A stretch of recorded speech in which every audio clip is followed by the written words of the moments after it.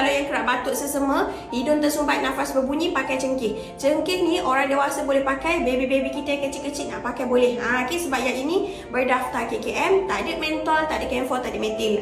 Untuk orang dewasa nak pakai ni, sapu minyak ni kat dada, leher, tapak tangan, ratakan kedua-dua belah dan sedut dalam hidung mulut. Kalau anak yang nak pakai cengkeh kita ni kan, kalau anak tu kecil lagi, tak reti lagi nak keluarkan kehak sendiri, sapu minyak cengkeh kat jari, ratakan kat dada anak, perut dan tapak kaki. Lepas tu buat tepukan percussion. Tangan ni kakak tekuk sikit, dan tepuk kiri kanan 25 minit, belakang badan pun sama, tepuk 25 minit. Dia akan bantu pecahkan kehak yang tersumbat.